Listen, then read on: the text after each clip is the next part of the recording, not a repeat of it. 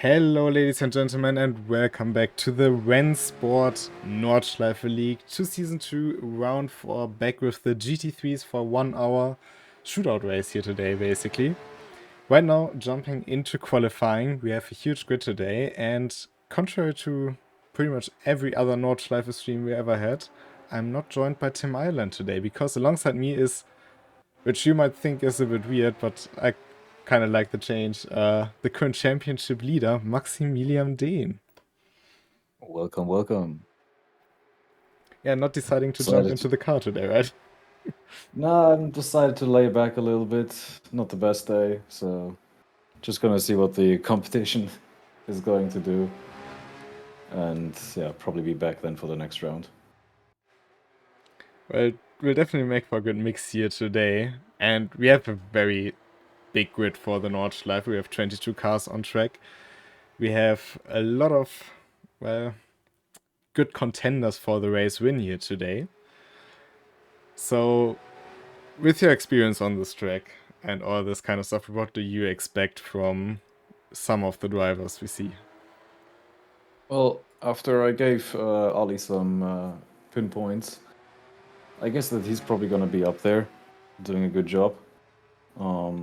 Will be interesting to see because I believe that Kimi as well as Timothy probably both should be in there within the mix. Rowan, if he keeps it clean, could also be up there to reach for a podium spot. But other than that, I mean, it's the Nordschleife. First, you gotta survive, not make any mistakes, and then we will see further on after a couple of laps how it will play out. Yeah, keeping it clean and surviving the racetrack, that's, I think, the key point here for today. Because so far this season, while the start of the season was pretty good for a lot of drivers, the last few rounds seemed to be a bit more tricky. And we've seen some of our most consistent and clean drivers doing some very odd mistakes at times. Will it be the same today, or will it be different? We shall find out. But if the real Nordschleife has anything from today to tell us about, it's that you can basically predict nothing in this track.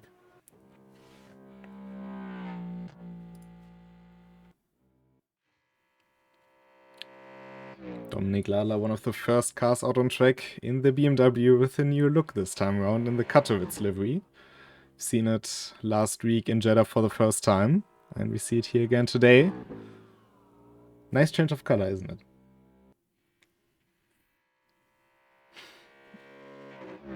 Just going through a couple of these guys. So Ali had a slight hiccup at Flugplatz. So probably won't be an 803 for him, but we'll see.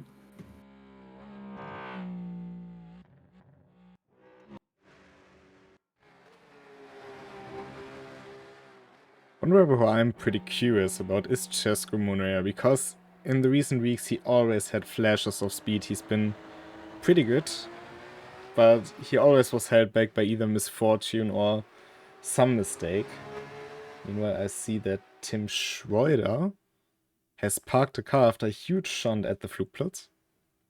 Yeah, he just sent me a message with a totaled car. It wouldn't be the first time we see him come from the back of the grid, though. Race is long, definitely. And if you have some patience, you can definitely make your way through here. I mean, you probably didn't notice it as much because you were winning those races, but if you think back to the first season of RFL, the Founders League, of course the predecessor to the Nordschleife League, he started, I think, way down in 15th and came all the way to 2nd in the first race, and did a similar thing in the 2.4-hour race. So he's shown that you can do it, but I think the competition is a bit tougher here today. Yeah, definitely. I mean, to be honest, like the lower part of the grid, especially, I think a lot of them are newcomers or randoms. So we'll not know how far their pace is, but looking through the replays, yeah, I think he's gonna make a good work of them early on. But as soon as he reaches probably around the top 8, top 6-ish, part of the competition, it will be a little bit tougher, and it will probably bite his nails out a little bit further until he manages to pass them.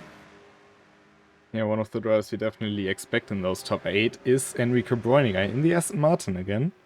Nice to see the color on that Aston Martin, definitely. But yeah, he's had some good races. He had some misfortune so far this season. He's 3rd in the points. 9 points back from Dominik Ladler. Could as well just take a look at the current standings while we're at it. After round 3. And we see, yeah, you of course not driving here today means a good chance for Dominik Ladler, but he did kind of blow his chance the last 2 races. Yeah, was it him or was it Ali that flipped off the Mutkurve? Well, that was Ali, but Dominik also was alongside Timothy Fritsch, one who suffered a bigger crash during the race, throwing him back. So they all left a lot of points on the table. Just quickly checking with Enrico Bräuniger for the last race. He also came in 8th. Lost a lot of time and points. Tim Schroeder, we've just seen him crash in qualifying. Julian Chico as well. I think one of the best contenders from last time around is Kimi Hapler. Down in 8th, who of course missed a couple of rounds in this season. So, if anything we can take away from the last round, it's that today either things can change or it can get bunched up a lot more. Yeah, definitely looking at the standings, those guys will be bunched up, most likely. Yeah. I mean, there are another 2 rounds after this, if I recall correctly. You recall that very correctly. English. In 2 weeks, we will go back to the Nordschleife with the Porsche Cup, which will be, I think, a huge mystery box in pretty much every aspect, before having the 2.4-hour race, which of course is a huge challenge in and of itself to round out the season in 4 weeks. I think that one will prove quite tricky for some of the drivers, but potentially with more points on the table, seeing how the last 2.4-hour races were always quite popular with the community. I think the 2.4-hour race is going to be more interesting, not because of the endurance well, also to be focused and not do a mistake, but especially since we have the unfortunate that fuel usage is infinite. How far people will go ahead to drive down their tires. And on the Nordschleife, we know that the tires can last 2 hours, but yeah, those 24 minutes more, we've seen that last time a few people already struggled with it. Might be interesting, but here come the first lap times. Alizar with an 8:07. Dominik Ladler had some slowdowns. We've seen him going wide at Eiskurve with an 8:15. Luis Wachinger with a hugely destroyed Aston Martin. I think it will be Cesco Monera next across the line. Enrico Bräuniger lines up in 2nd for now. Cesco goes to 5th. So, a bit further down the order, but now we have a huge train of cars coming. One of them, Michael G's, somebody who had a pretty good race in Jeddah last time around. And Kimi Hapler lost a lot of time. We can also see damage to the front and rear of his car. Oh boy. Julian Chicot put it on the front row, though. Well, it seems like everybody except for Ollie had some major mistakes, I would say, looking at their times. It seems like would need some consistent, or well, it'd be interesting to do, who can stay consistent then throughout the race. Yeah, very much so. I think that will be a huge point today. And Rowan with the classical text message of would have probably been pole lap. Who knows, maybe. But this means Alizar gets 3 points for finishing on first place. 2 for Julian Chicot and 1 for Enrico Bräuniger. I think that's a good way to start out.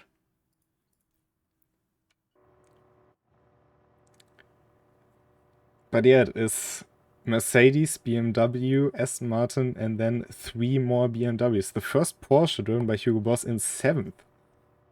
Quite an odd sight, because usually you see the Porsches very far up the order, but today a lot of people elected to go for a different car, I think.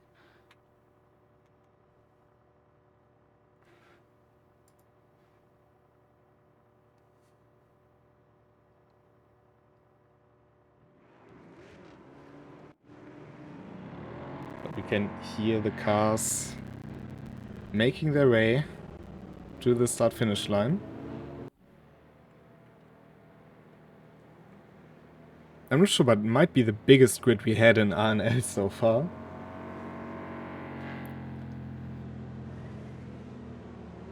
I think so, yes. And it's Alizar leading them to the green lights, with Julian Chicot alongside.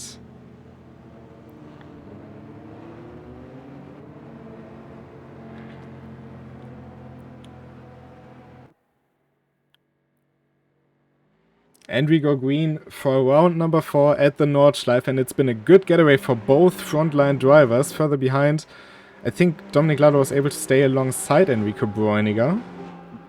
As down into turn 1 we go, and it's a huge send from the number 4 BMW. That is Rohan den Hood immediately jumping into 3rd, alongside, or just behind Julian Chicot now. And Dominik Ladler moving. I have my eyes in the background on Tim Schroeder, and he already made up some positions. One Porsche gone out right on the starting straight, so he's now down to P10. Kimi Hapler nearly lost the car there. Indeed, very good start for Tim Schroeder there, but it's getting real tight up and down the field. Kimi Hapler nearly went up into 5th, but now dropped down to 6th again. Alizar immediately able to build a bit of a gap, but Rohan den Hood keeping the pressure on Dominik Ladler, and it's Julian Chicot lost 2 positions at the start after such a good getaway.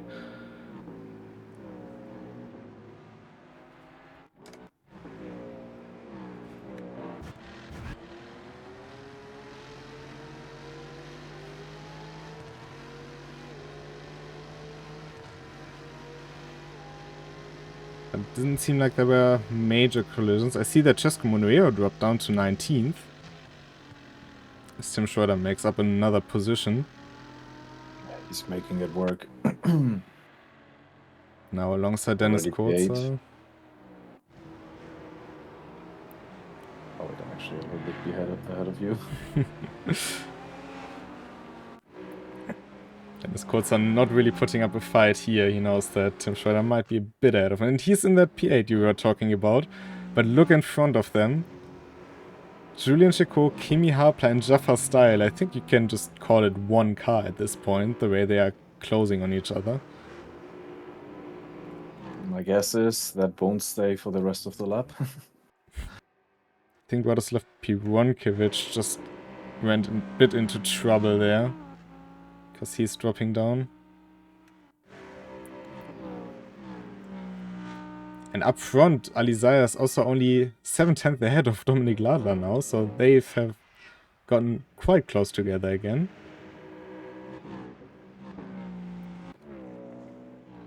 Is Kimi Hapler going for the move on Julian Chicot into Schwedenkreuz?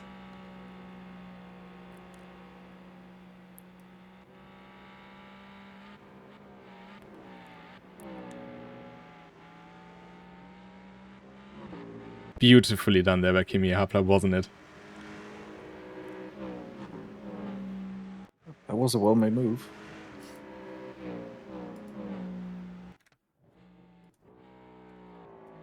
It's like one big DRS train down Fuchsriver.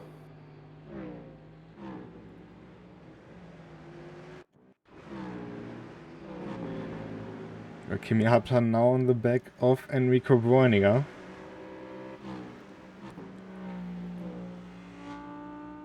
You also start to see a lot of team tags, I'm just noticing. Kimi Hapler driving for RRT, Enrico Borninger from, of course, an FDRT driver. It'd be an interesting idea to maybe join a team championship for the 3rd season. With the development of this, perhaps, yeah. But in order to let it be an even playing field, I would then most likely limit it to 2 drivers per team. Well, however this would go, you'd have to take account for it in your driving style. But at the moment... Oh, and Warren Hood lost the car into Brightside. Heavy hit into the wall there. Surprise Pikachu face. Well, let's hope As I said, you first gotta finish to win. Yeah, it wouldn't be... I mean, if you think back to the last season, one struggled a lot, but... Maybe you just need to settle into the rhythm, as Tim Schroeder is now going side by side with Julian Chicot through Bergwerk. Yep. He doesn't want to wait. And the BMW just behind them, that's Jaffa Style. That's a driver I think that's really worth to watch. He had a superb debut 4 weeks ago in the GT3s at this track. And he seems to be rapid again. And Julian Chicot actually looking down the inside, going wide. I think he just kept it out of the wall, but Jaffa Style takes the position with this.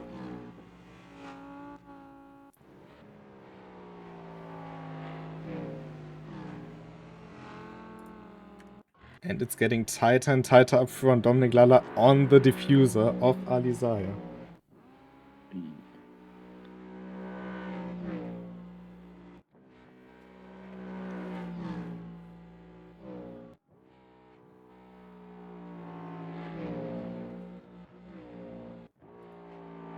All the way at the back, P10, P11, and P12 still relatively close together.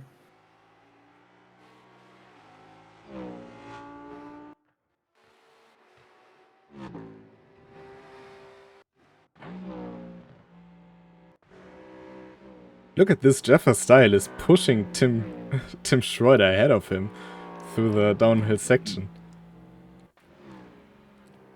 He's keeping the pressure on, definitely.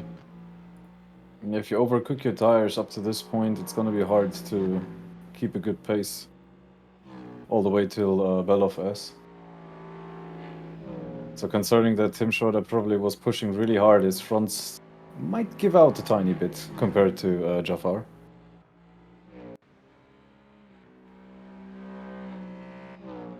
But yeah, if you can probably keep this gap up to Döttinger Höhe, although he's starting to lose a tiny bit, he could just set himself perfectly up to do a nice and easy overtake on the straight. I think one thing we learned last time around is that he's a very cold-headed driver. He's waiting for his chance to strike. He isn't going in for any blind moves. And maybe that's what he's going for here right now as well. I mean, you basically can't miss Tim Schroeder making up 14 positions in one lap. But onto the Döttinger Höhe we go for the first time with Alizaya and Dominic Lalla in pursuit. Ooh. Looking all the way at the back, P20 is crab walking up the Kesselchen. That is Vladislav Pivonkiewicz. Not really having a great race here today so far. You know he's capable of it, but Lady Luck not on his side today. Hopefully he can keep it clean till the pit lane before others will lap him. Oh, Enrico Borninger making potentially a move on Rondon Hood. No, he's backing out of it.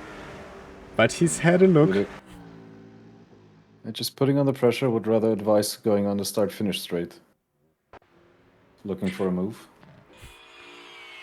Jaffa Style also showing himself into one rein.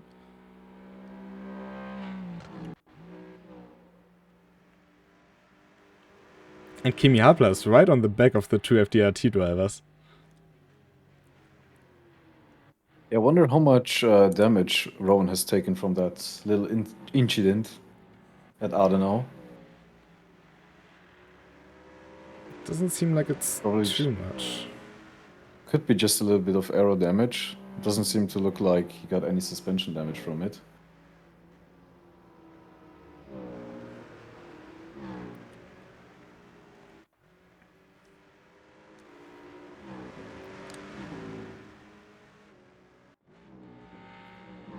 But definitely a very action-packed first lap here on the Nordschleife. We see... Oh, Enrico Bräuniger just lost Oh the no. car. Oh, and Kimi has crashed into the... Oh wait, that actually was... Kimi has crashed into the car of... Oh yeah, It that was Enrico Never Bräuniger mind. and Kimi up. No. It looked like Enrico was just losing the car, exiting. Yep. Kimi nowhere to go. Overshot it, then got his snap to the left again. And Kimi had basically no chance but, yeah, to T-bone him like a shish kebab.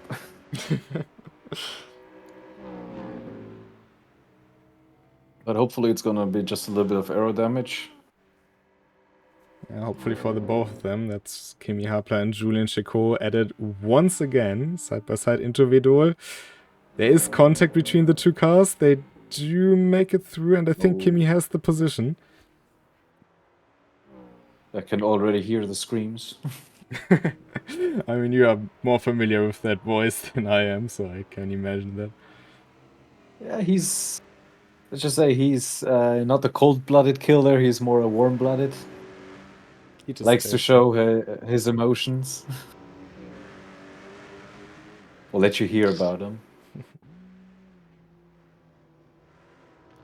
But that's just, I would say, the normal evolution, usually for most drivers.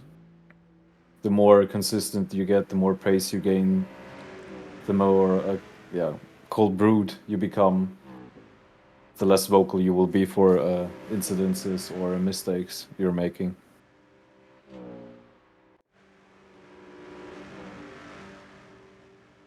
It's interesting that Joffa Style now up into pit has Enrico Bräuniger right behind him. It's pretty much opposite to last time these two met.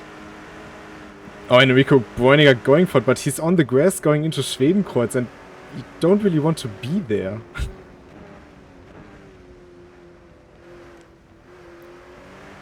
Backed out of it to not damage his car further, but Enrico's going for it. He's not taking any prisoners here.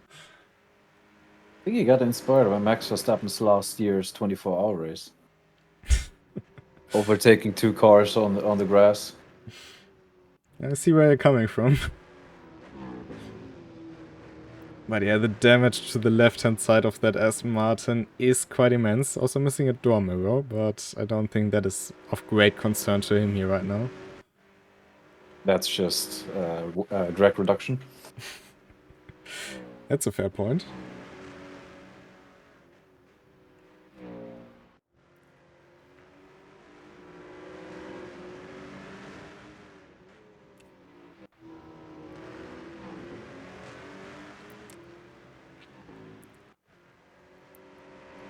But Joffa doesn't seem to be too bothered with that Aston Martin behind him.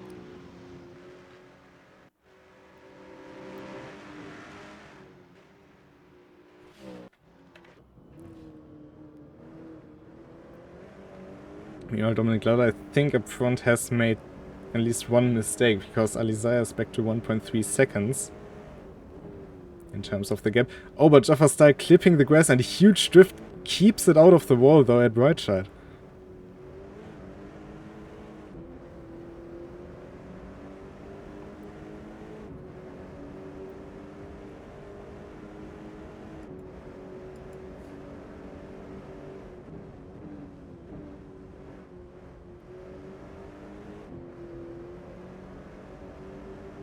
But now the run up Kesselchen in slipstream of that BMW.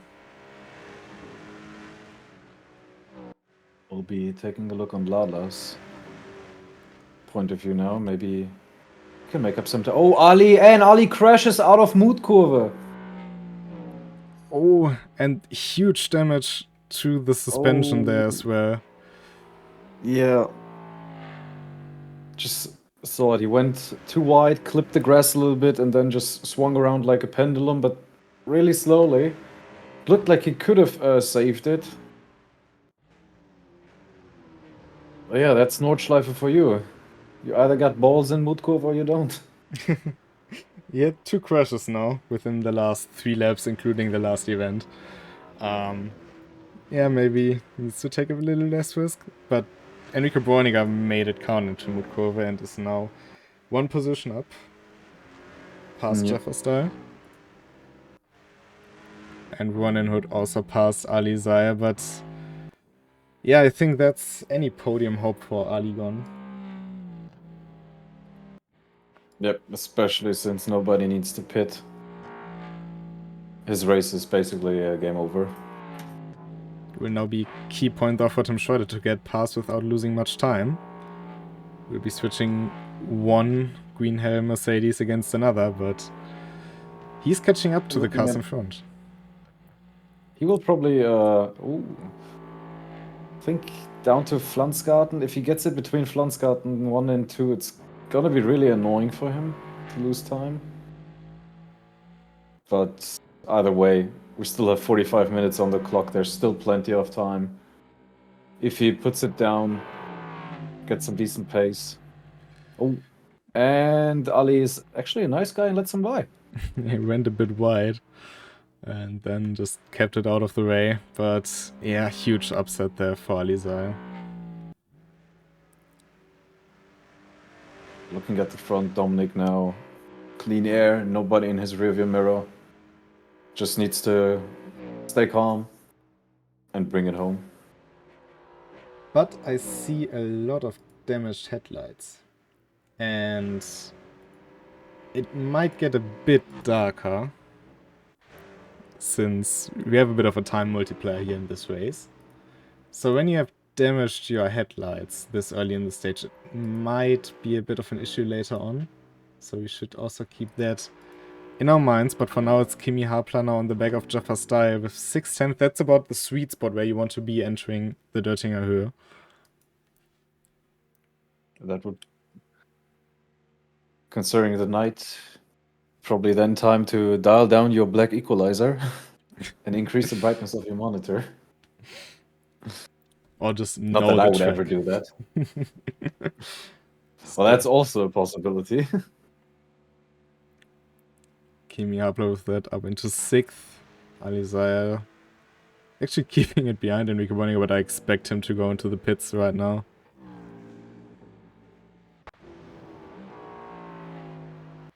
Seems to me that Ali might... not Ali. No, he's coming in. Yeah, Tim Schroeder actually putting down the fastest lap time.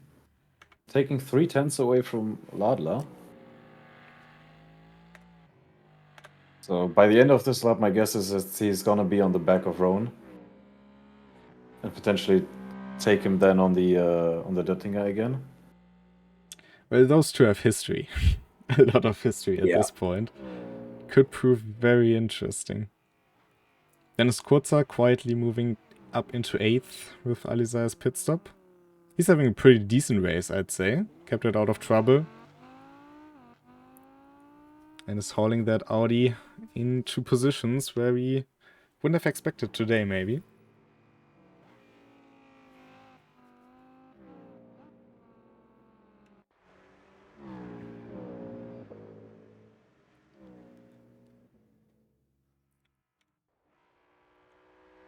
But Dominic Ladler is leading the race, and for him this would be a huge points gain in pretty much any metric. Of course, due to you being here with me today and not driving, he would gain a lot of points in the championship lead. But Enrico Breuninger currently in 4th. Ali Zaya is dropping way down the order. So top 10 for him would be a good finish for today, but of course that doesn't bring him nearly as much points. And then Julian Checot was also just down into 7th.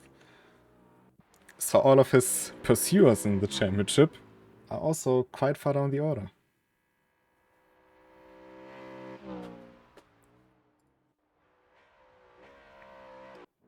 And Ali Zaya is back on track, 76 seconds behind Dominic Ladler.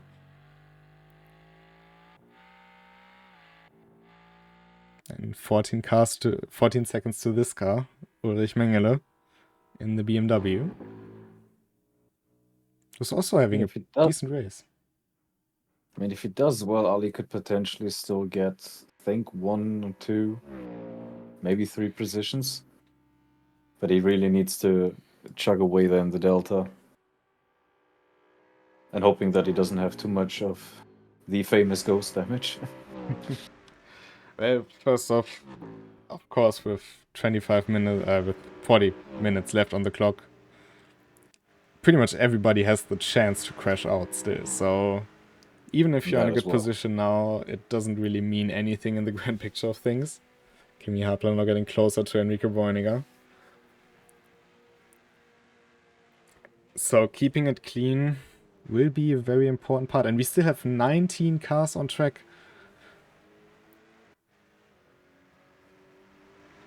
It's actually quite a lot on the Nordschleife.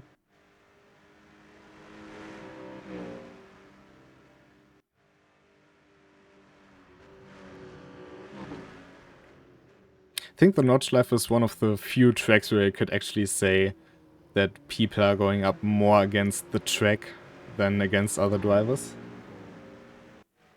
Definitely. I mean, it is basically the longest track in the world. Far that I would know of that is being raced on with bigger leagues. It has the most difficult corners. It's just that hard to at the start of it learn it, to learn all the lines, to learn where you could even overtake, how to defend.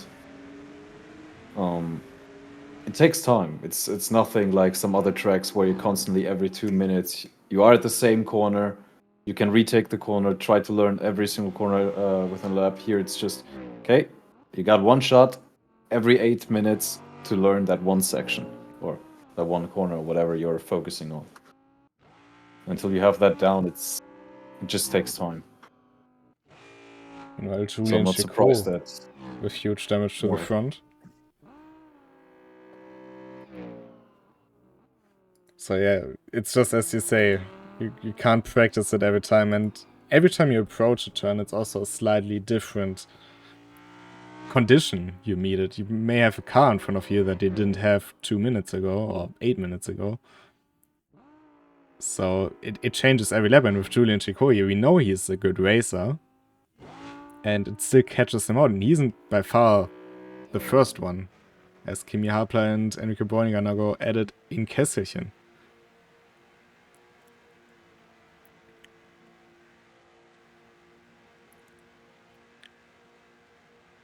Getting alongside. I'd dip out. Yeah. Smart decision. But Enrico tapped the wall there on the exit. He went all in.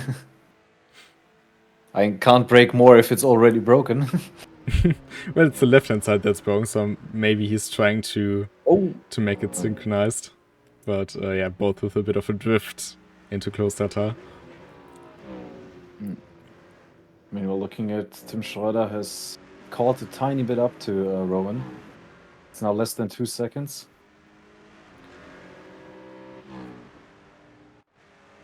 I wonder how much he could gain now in the last part again.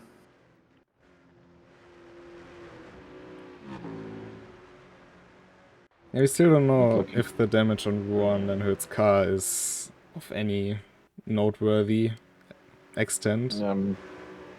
Looking at it, it's probably down to, say anything between 95 to 100% aero damage. Suspension probably still is fine.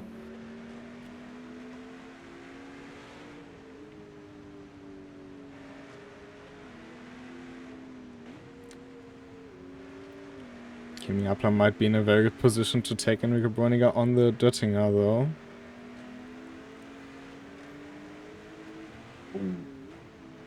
And I think I missed it a little bit because Tim Schroeder gained another second and is now in Flansgarten directly behind Rowan.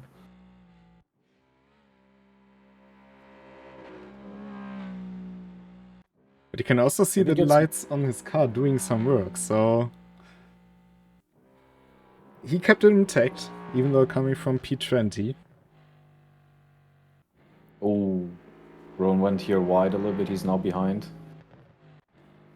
Small Tim Schroeder flash there to the back of the BMW. putting a little bit more pressure on the psyche. And with the history But these no. two share, I think that definitely has some psychological effect. Yeah, but now looking at it, we have 4/10 away, longest straight. May potential aero damage, so impeding Rowan's top speed. If he does it well, I think he should be able to pass him here.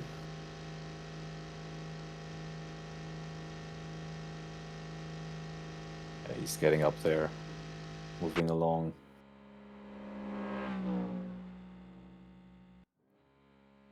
Now just pray that no heroics into turn 1. You know, further behind Kimi Haplas taking the position just the same way. Up into 4th he goes.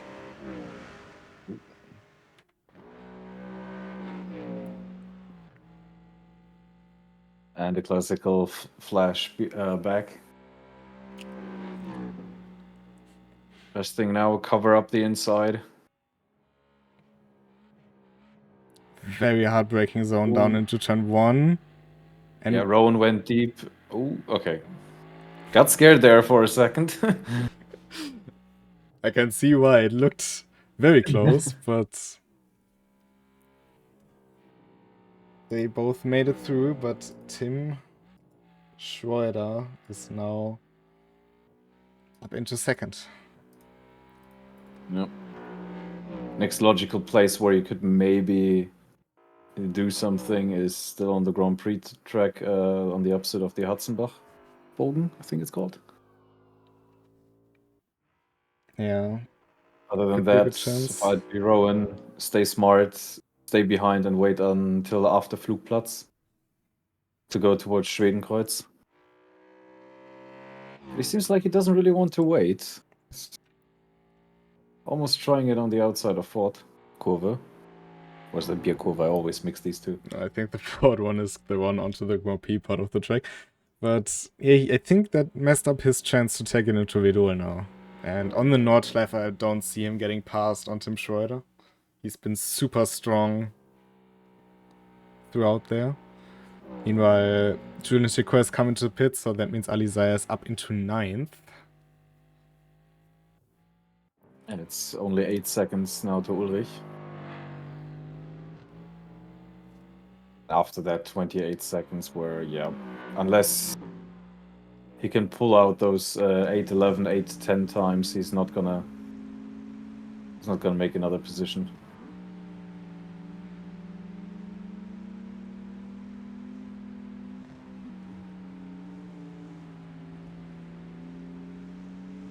One is keeping it quite close. I wonder if he wants to try something to shrink. And Tim Schroeder going wide, exiting Hudson-Bach.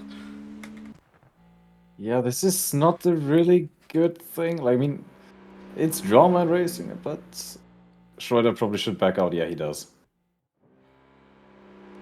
It was a bold move, but a very, very good one at that. It's one of those, the question is, pull it off and you are a hero, and crash it and you are looking like a deuce, but... Yeah, but... Oh.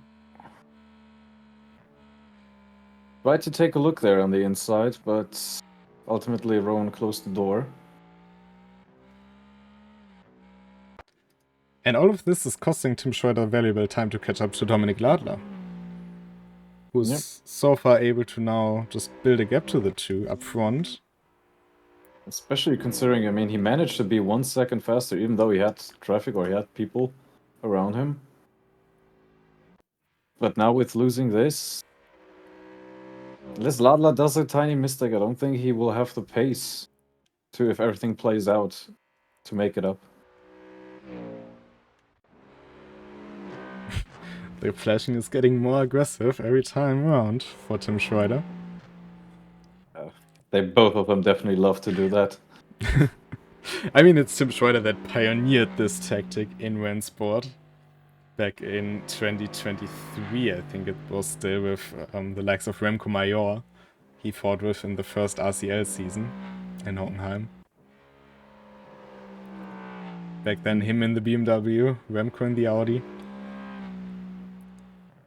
I definitely had a nice incident of flashers myself back in an R Factor 2 once, where we had a tiny script that manually turned the headlights on and off.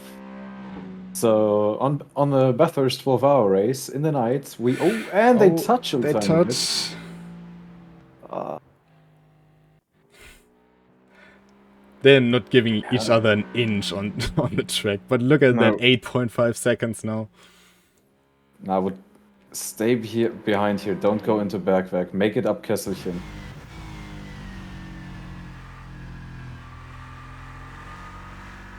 But to finish up what I was saying, we basically managed to do a macro where we could flash someone ahead like 100 times in a second.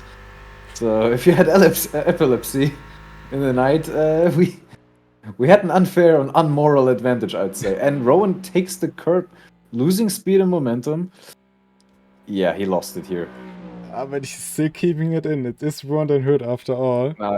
But I think he has him. I think Tim Schroeder got the position back. He needs to just position your car beautifully now in the middle, and he won't have a chance to dive in. Question is now, can he stay cold enough, or is his heartbeat raised enough to basically leave Rowan in the dust now and start his attack on Ladla? I mean, the run from Hua 8, I think Ron ran a bit wide there, but the run from Hua 8 down to the small carousel, I think it has been Tim Schroeder's strong suit. He's been super rapid through there. I wouldn't be surprised if he can build a bit of a gap here to his fellow Dutchman. I'm not surprised if... I mean, it's... I would say the most beautiful part of the Nordschleife race, because once you are just in that flow, from Hua 8 down, through Wippermann, through Röntgen, Eiskurve, all the way to, Schwalbenspans.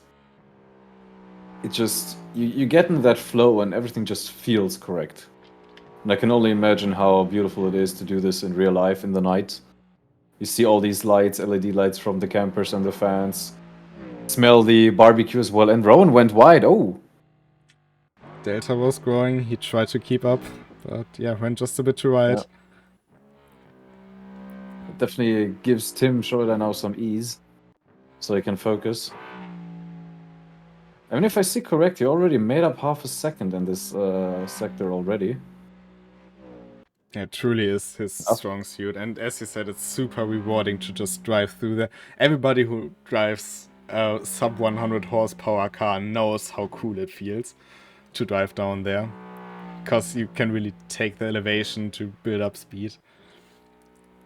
And with those GT3s, it's not that far different. I mean, of course, these have about 450 horsepower more than your average 1.4 liter Golf, but in the end of it, or in the total of it, you still get that gravitation pulling you towards it, increasing speed.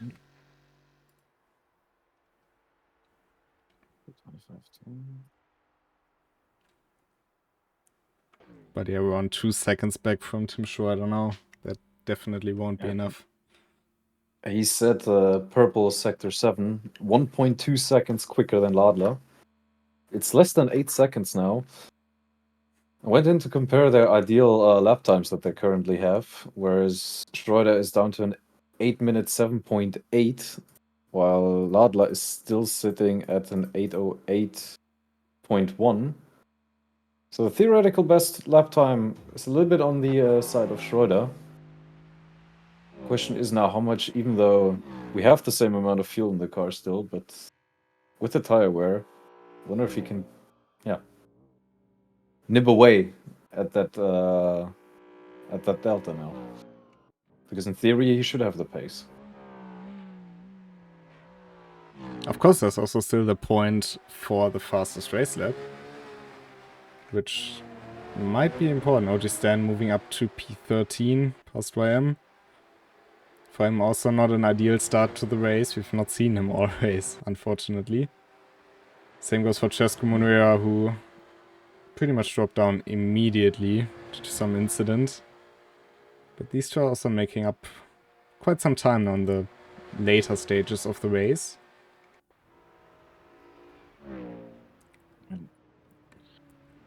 And I think with the pace I've seen, Kimi Hapler may be able to close in on Ruan Den Hood. Yeah. Made up almost 3 seconds in the last lap.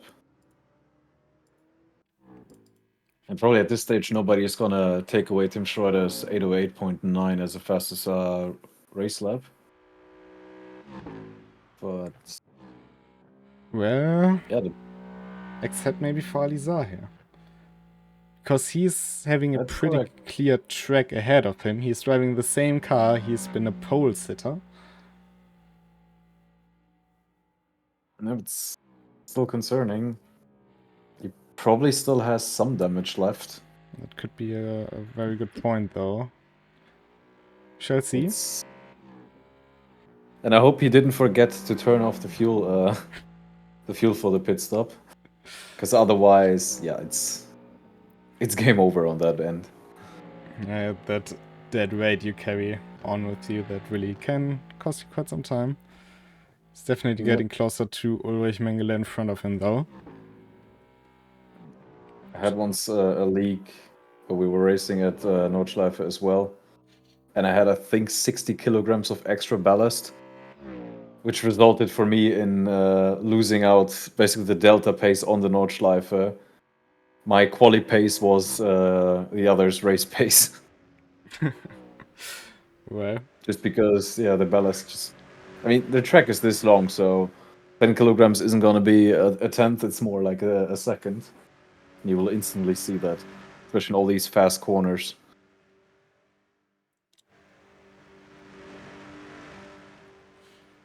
but you can see it's getting dark out there. We are now at 8 PM in-game time. And those with functioning headlights are probably very happy to have them. Enrico Broniger still has one on the front left. The other one being knocked out in his collision with Kimi Hapler, which I think you can't blame really on either of them. But that's part of racing. Sometimes stuff like that just happens. Oh, just turned back on, so maybe it's a bit of a unstable connection. And maybe he just punched the interior dashboard a little bit to make it work. The good But old the important mechanics one on trick. the... Exactly. But but the left side is still working, so that's where you're sitting, so all is good. Meanwhile, Ulrich Mengele, in the meantime, has DNF'd from the race, gifting position to Alizar, but not sure what happened there.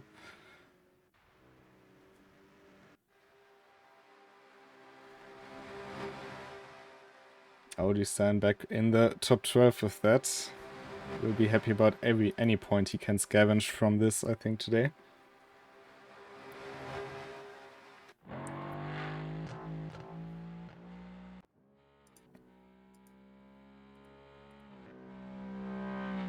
And as I just see, looking back at Louis Wachinger, sorry if I pronounced it wrongly. Looking at it, he made the mistake actually of forgetting to turn off fuel in the pits because he's racing with 80 liters.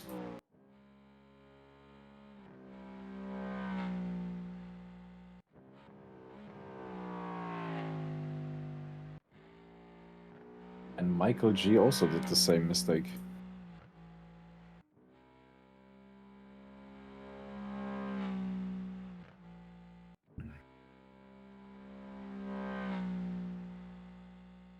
Meanwhile, I'm just putting in some provisional positions into our points sheet to give you an update on how the current standings look. One driver we haven't talked about at all today, which I'm a bit surprised of, but that's Piotr Zadaible, who had a pretty silent race again. I mean, in recent times, he had more and more, let's say, more action-packed races with a bit more drama, which were not really his fault, but it just happened to be that he was in the middle of it. But today it was pretty much back to the old him, with just driving, keeping it as clean as possible. Oh, we have a yellow flag. That is... Oh, that's Rowan. Rowan Den Hood. And he's beached. Yeah. Actually, yeah, he's completely beached. I'm actually gonna... Wait. Let me rewind and see. Oh, he actually managed to get out and as a consequence takes out Enrico. Oh, and now Yeah, now he's waiting for him. Enrico nearly being beached on the track there. But let me see. Maybe I can see what caused the mistake for the Hoops.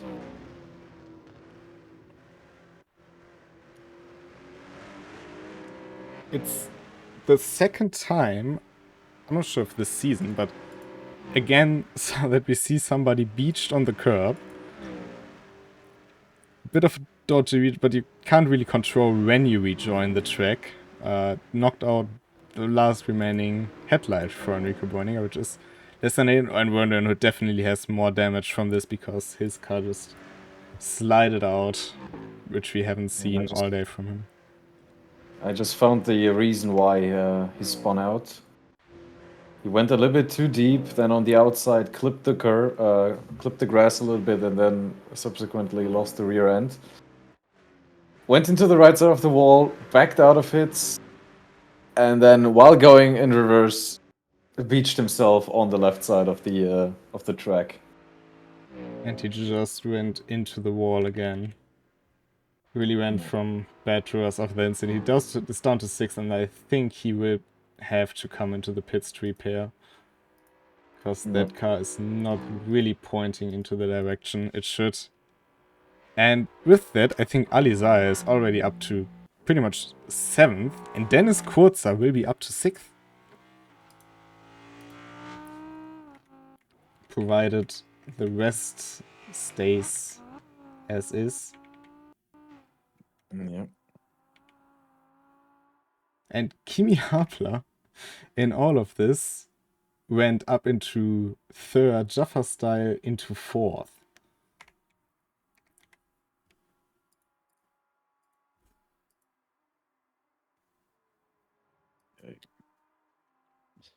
But yeah, another example there. If I think always when you're trying to rejoin the track, you gotta look at your relative. I mean, real life, you're just gonna turn your head. In the sim, luckily, we have the, I would say, unrealistic advantage of seeing a relative box in most sims. Yeah, that's something. Unless you can absolutely be sure to not take anyone potentially out, just stay in place, hold your brakes. Otherwise, yeah, we'll have a misfortune. I'm sure we will see one and hood. Oh, and he's clipping the wall again on the straight. I'm sure we will see him come into the pits. And I'm actually surprised Tim Schroeder managed to beat his best lap time yet again to an 807.9. Seems like he regained a little bit of pace from his tires. He has 20 more minutes to catch up to Dominic Ladler and to pass him, which of course will be very different.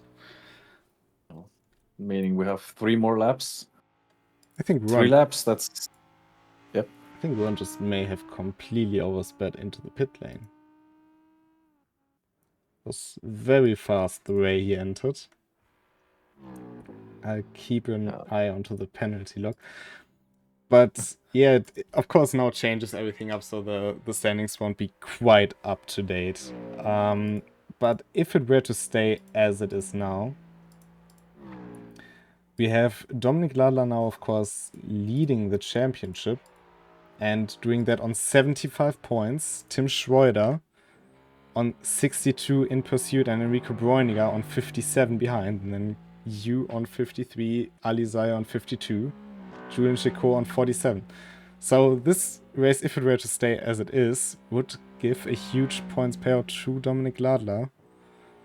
And where, as we've said previously, all his main title rivals really dropping down the order.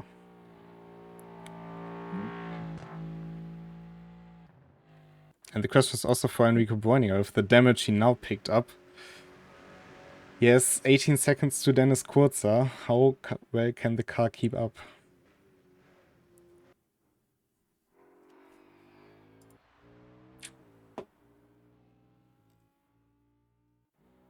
And it doesn't seem like Ron Denhood picked up a drive-through for it, so it might have just been on the edge there, but it started out to be a very good race for him.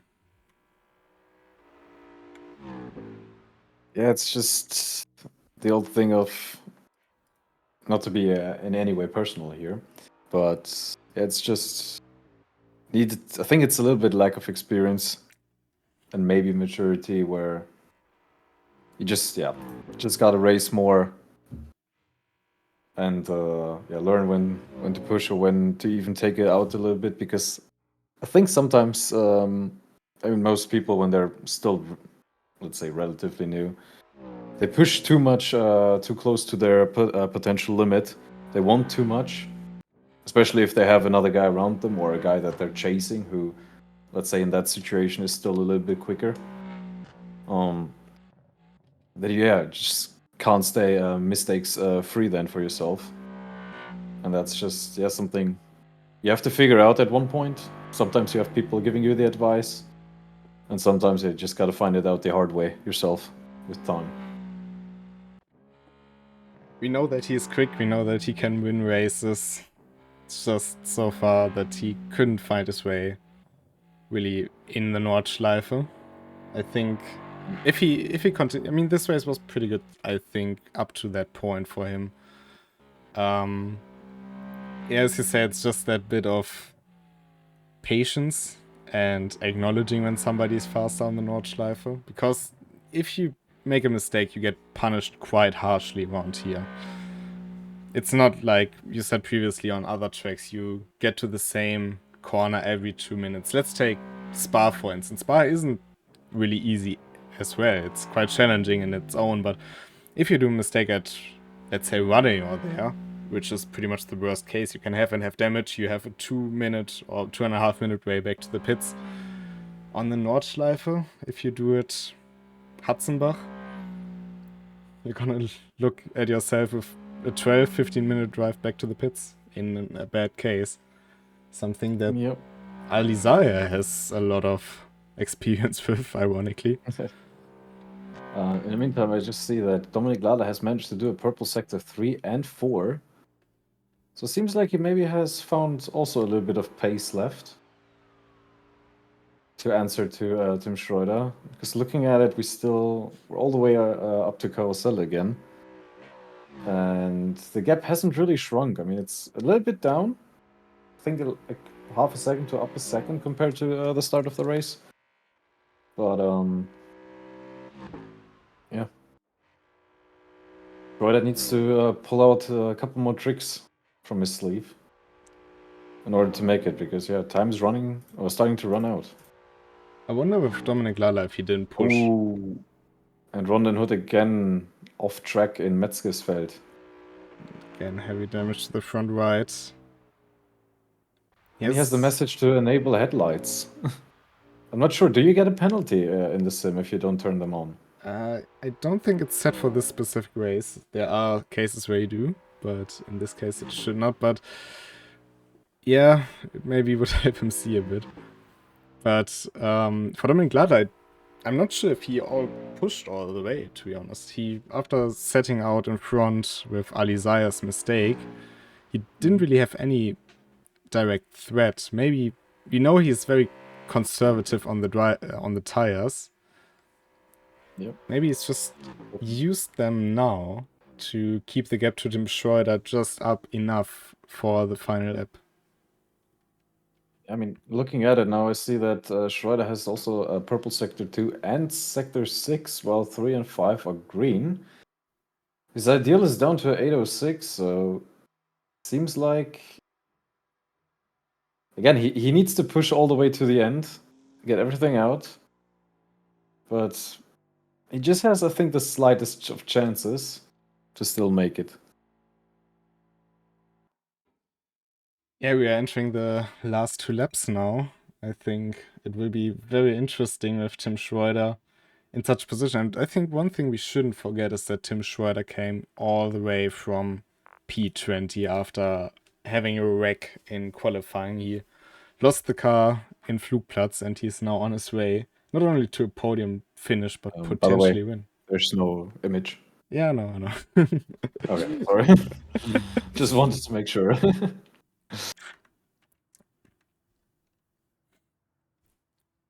So yeah, we will resume with footage in just a moment's time. But I think when we now head into those final few minutes, one thing to keep in mind is where these guys are coming from.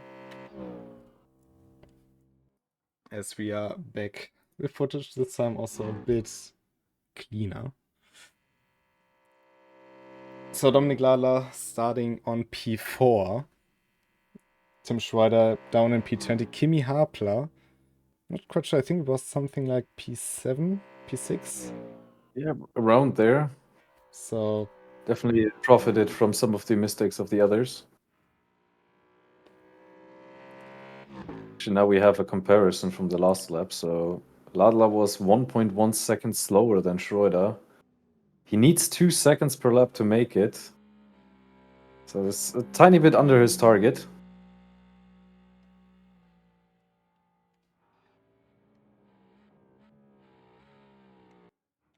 meanwhile, Jaffa Style, he is pretty comfortable in 4th right now.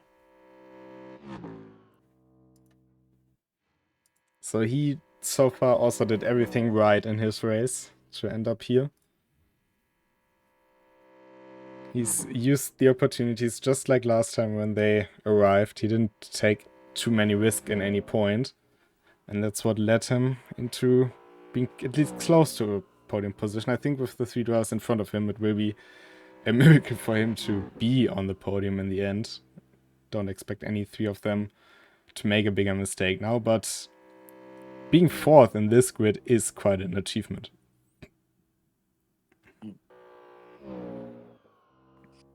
Looking down through the grid, there isn't really much of a duel happening anymore. I think, yeah, the only potential battle we're still gonna have is Dominik Ladler against Tim Schroeder.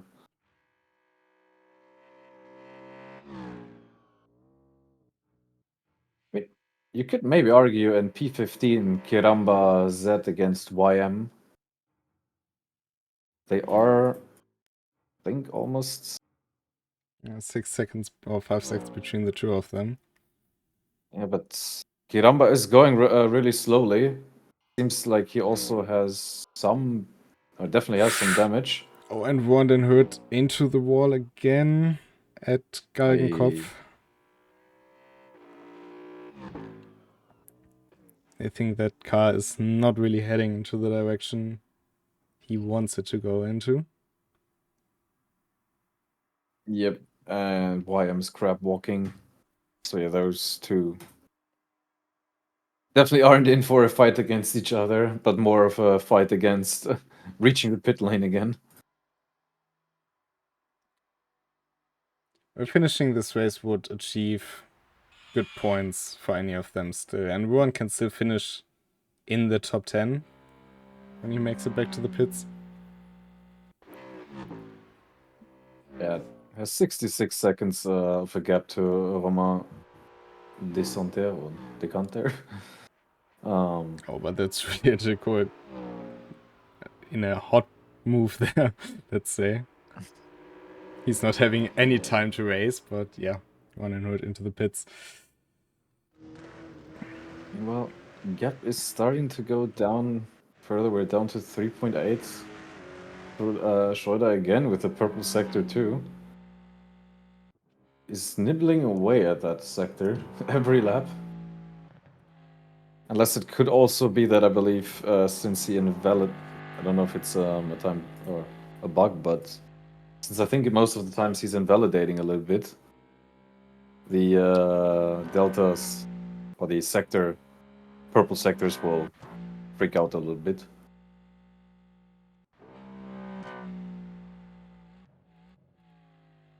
But yeah. And as I just talked, it's down to 3.1 seconds, so you can really see him now.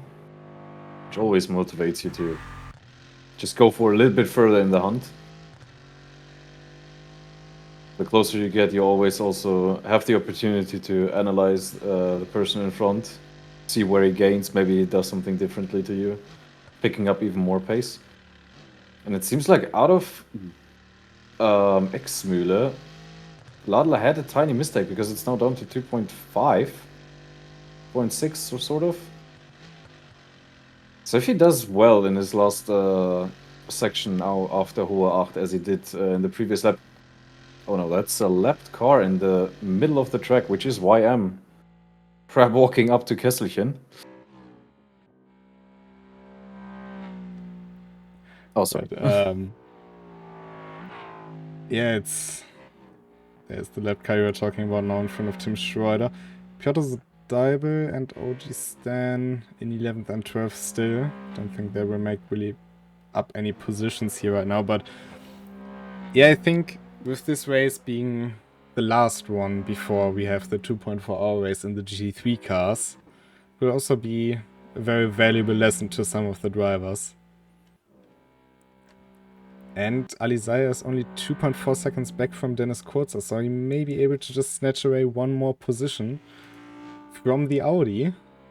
And I've said it previously in the stream, but Dennis Kurzer is driving a pretty good race, all things considered. Oh, Dennis Kurzer letting him by in the next corner.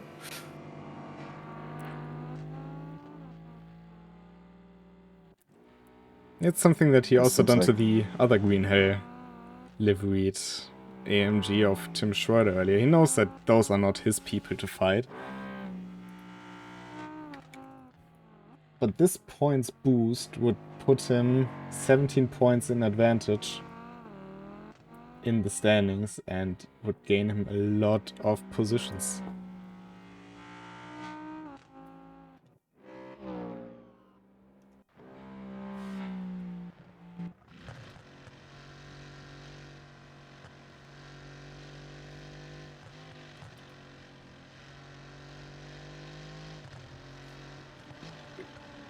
Another lap car here for Tim Schroeder on the outside.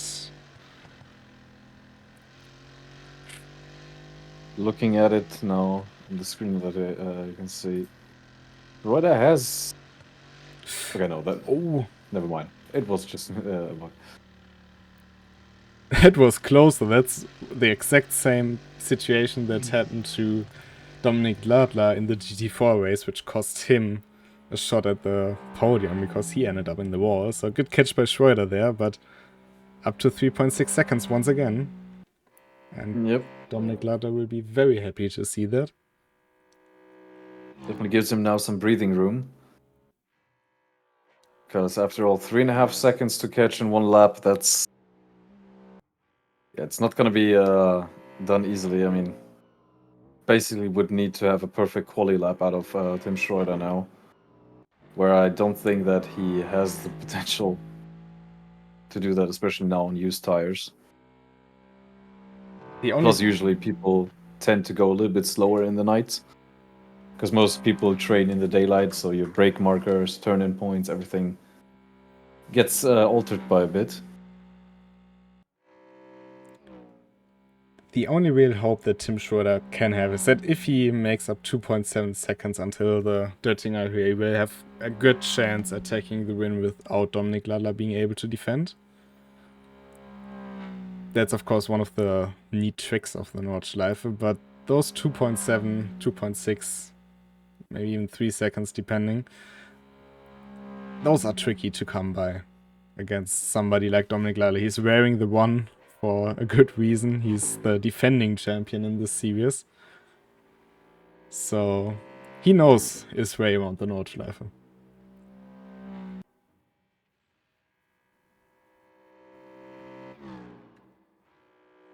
And even with that mistake, still 1.4 seconds quicker in the last lap. So yeah, now it goes down to the wire. How much of a risk are you willing to do? It's all pretty settled behind that. The cars are very evenly spread out across the track. If you take a look at the track map.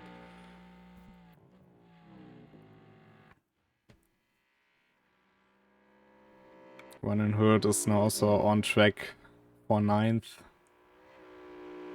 Still driving without headlights, but seems to work for him. And Enrico Boni are not having the chance to turn on headlights, but he's doing alright in 5th. He's been very unlucky here today, you could say, and still he's somehow finding himself hauling that Aston Martin to P5. I think that is very remarkable.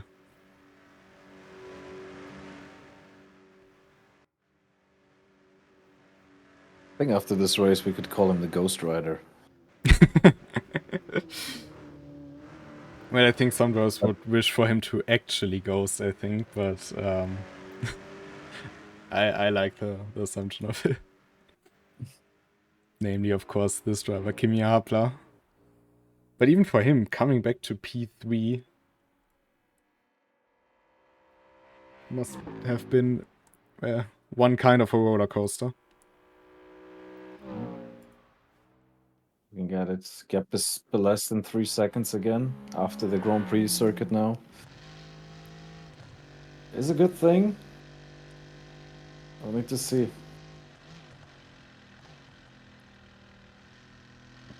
I mean, looking at it, I would say that he needs to make up the time to up until Hohe 8, I think, down to round about 1.4, 1.5 seconds. Because I think he could potentially, with a good section from there, make it maybe another second, roughly. But as we talk, he manages to lose another half a second yet again. So it's not getting easier for him, and the time is running out. And it's running out quickly. Every passing turn.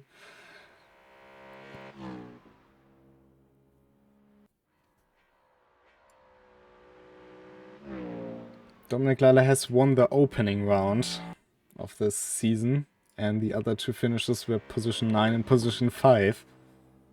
So for him, this would really be a return to form, you could say.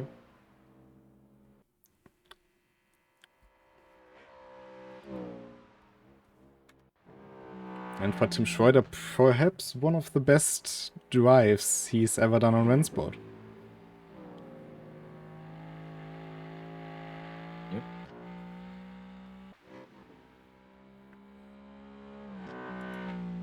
It's getting properly dark out there as well. Not much lighting around the Nordschleife to help you out, of course. You have some parts where you have some light sources like in Metzgersfeld here, but even then. Yeah. It would be interesting to see if we run this 24-hour layout at one point in the future. If you add the fan lighting everywhere as well. Usually that gives the drivers tiny bit more of a marker somewhere and a little bit more light to see. Well, the drivers of the real 24-hour Nürburgring, of course, during the COVID years have talked about how different it was without the fans, and I think there's a good point to be made there. So, but you gotta look at it in a positive way. You didn't smell some nice bratwurst. It's very some distracting, I Schweinsnacken. heard, to drive a car at 250 and then smelling some I mean, grilled stuff. Even just talking about it, I can hear my stomach rumbling for it. Probably, I bet that there was at least one driver going over the team radio, guys. Open up the barbecue, I want some. Or go to Flugplatz 2, I smell something really delicious there. That's some kind of spotting as well, I guess. Yeah. But while making fun here, he managed to close the gap to 2.2 seconds, so it really is now... He's starting to open the door just a tiny bit again. Like, he still has his foot in there, the rest is closed. Yeah. Now comes his probably favorite part as well, he's trying to flash him. Well, he always does, it's Tim Schroeder, so... Yeah. I mean, I think... Looking at it from the distance a little bit, I think definitely on Lala's, and you can see it a tiny bit also on Schroeder, that their lines, especially on the straight, are a little bit altered. You can definitely tell the effects of the night race. But yeah. It's about, well, 1.5 to 2 seconds he needs. How much can he take back from the defending champion? Oh, and he keeps it out of the wall, but that lost him. Didn't even lose him too much time, but Not like I didn't do that once before as well. There's some corners where you can pull that off, but it looks like he gained 3 turns right back. Question is now, he really needs to put it down. Question is, I mean, looking at Schwalbenspans going into the smaller carousel, you can really go aggressive in there, but usually around the exit, the car likes to get flicked out. I don't know if it is from the collision or from some inputs getting mixed up in a way, but yeah, even taking that risk, it probably isn't worth anymore. It's still 2.3 seconds. But he has Would have 48 needed another seconds to lap. Kimi Harplay. He can take any risk he wants. He will have the time to recover any damage, but he gets onto the curbing, and I think that was the final straw. Yep. Unless... Not to jinx it. No, but there's only one place you could potentially mess up, like actually the Falcon Porsche did today in lap 2, I think, Yeah, something like at that. the Nordschleife qualifier. But that was in heavy rain. So I guess that is a bit different conditions. But yeah, Dominik Lala for one final time today on the Döttinger Höhe. Tim Schroeder with a heroic effort to come from P20 to P2. But unless something goes horribly wrong, it will be Dominik Lala returning to the top step of the podium, and the podium as a whole as well. Keeps it tight through Tiergarten into Hohenrhein. And Dominik Ladler wins at the Nordschleife, taking back the championship lead. And Tim Schroeder, what a drive by him. Just not quite enough, 1.8 seconds after 1 hour or 65 minutes of racing specifically. I think both of them very deserved to get some applause. Yep. Both kept it clean, did their job. Sometimes doing a tiny hiccup like Schroeder did just now, but definitely, especially Schroeder going through the pack. Not getting tangled up in any unfortunate mishaps. Kimi Hartler will round out the podium. It is... yeah, for him as well. I mean, from the middle of the field, going up, going back down again after the collision with Enrico Boeniger, losing a lot of time, to come home on the podium. And Jaffa style, I was impressed by him last time. I'm impressed by him once more here today. I think he might be one we really need to watch out for in the future. Because he seems to be one of the smartest drivers we've encountered so far.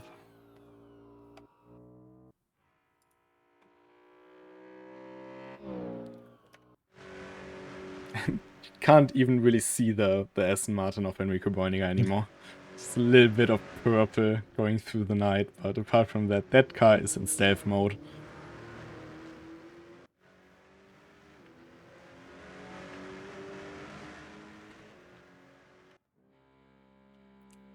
And Alizai, he actually recovered to 6th due to a mistake of others. I think that's also something that he can... Well, he may be disappointed. He could have probably win this race with the pace he had, but... Well, another example of to finish first, you first have to finish, right? Exactly. That's the Nordschleife for you. Yeah, as I said in the beginning, gave him some pointers on how to potentially improve, and he did find, like, I think 3 to 4 seconds in his time trial best. But yeah, with newcomb pace, I would say from Uncle Ben, with power comes great responsibility. So yeah, need to keep it on the black stuff. Julian Chico also knocked out his high beams, as it seems, but he will make his way to 8th. Will still take quite some time for the drivers to finish out their respective laps, but I think we can... Oh, and reminding Hunter, Oh, beached on the curbs. We've seen that today. Now where's the next car? That's Cesco Monera, about 100 seconds down. So if he can get it rolling. I hope that he gets it out, because otherwise... Nah, he got out. Yes, he did. Because with no headlights, he's basically a hidden roadblock. Could have been, especially in real life, probably would have been resulting in a red flag directly. Well, in the Nordschleife, probably a code 60, I guess. Yeah, right, I forgot. They actually have bolts. One interesting thing, Cesco Monera went up into 11th with Krystall dropping down to 13th and OG Stan staying in position, so somewhere these must have swapped positions.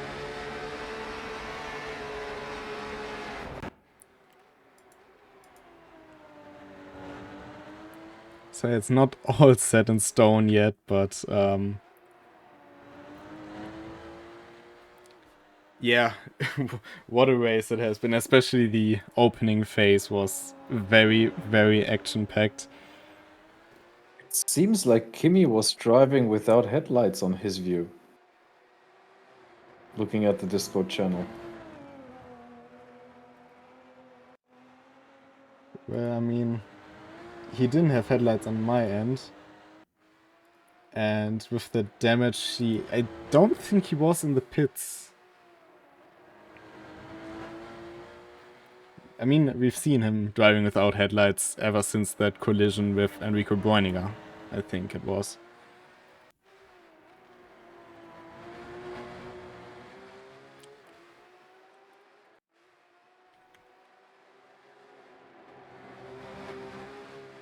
Just validating the results here right now.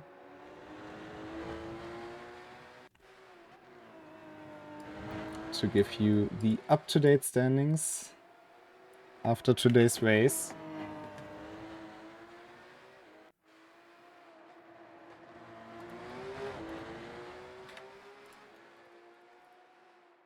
If you were to put this race into a short description, what would you say? Or into a lesson learned, maybe?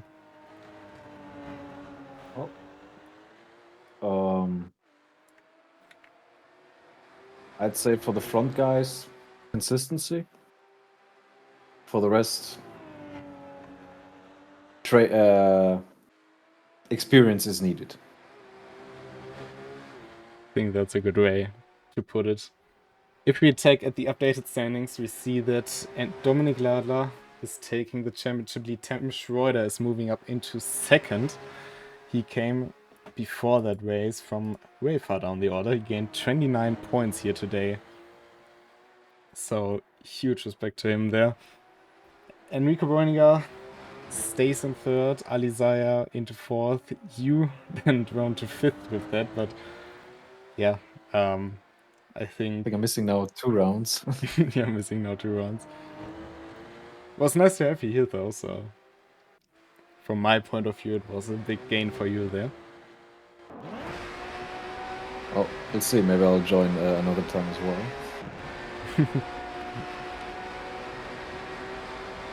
It was nice. Maybe I can manage to prep these guys with a little bit of training even further, and we're gonna have an even nicer race.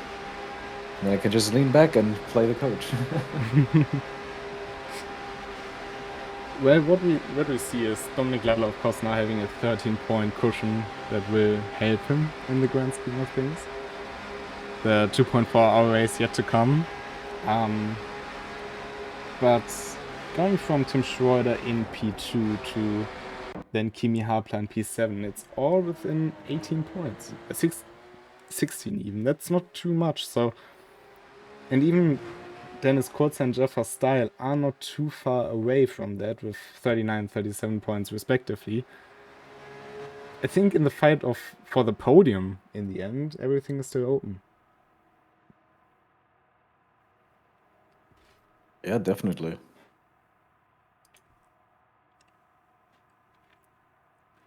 And meanwhile, all the drivers have, it seems, made it to the finish.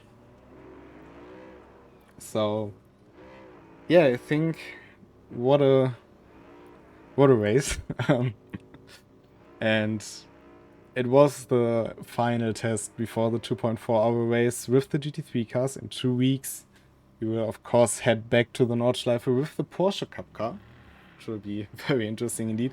If you want to drive the Porsche Cup car tomorrow, though, we will have a RENNSPORT community event, Porsche Cup and GT4 at Monza. So if you are interested in that, make sure to check out the Discord as always. And with that, do you have any final words for the public, whatever? Stay tuned for the next round. Porsche Cup is gonna be a mystery. It is going to be a big mystery.